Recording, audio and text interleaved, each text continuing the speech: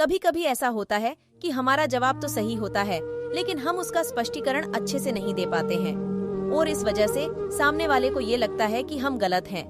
दूसरी तरफ कुछ लोग ऐसे भी होते हैं जिनका जवाब सही नहीं होता, किंतु उनको सामने वाले को कैसे सहमत करना है वो अच्छे से आता है।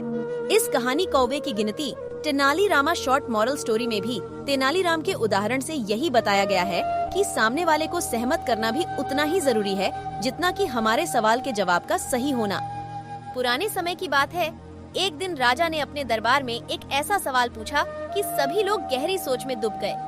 दरबार में सभी राजा के प्रश्न का उत्तर हमें कैसे मिलेगा वो जानने की कोशिश कर रहे थे।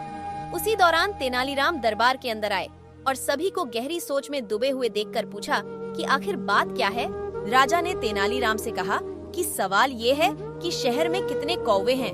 राजा का प्रश्न सुनते हैं तुरंत तेनालीराम ने हंसते हुए जवाब दिया कि महाराज, हमारे शहर में 20,506 कौवे हैं। राजा ने तुरंत तेनालीराम से पूछा कि आखिर तुम इसका सही जवाब कैसे जानते हो। उत्तर में तेनालीराम ने राजा से कहा कि महाराज, इसके लिए तो आपको आपके सेवकों को कौवे की संख्या गिनने के लिए भेजना पड़ेगा।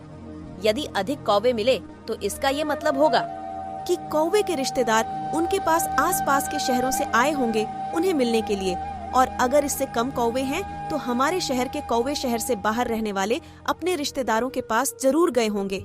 तेनालीराम का ये जवाब सुनकर राजा को संतोष मिलता है और वो इस उत्तर से प्रसन्न होकर तेनालीराम को एक माणिक और मोती की माला भेंट में देते हैं। राजा बाकी दरबारियों के सामने तेनालीराम की बुद्धि की प्रशंसा भी करते हैं। हमारे जवाब में सही स्पष्टीकरण होना बहुत जरूरी है। जितना जरूरी जवाब का सही होना है, उससे भी ज्यादा जरूरी हमारे जवाब का सही शब्दों में विवरण देना भी है।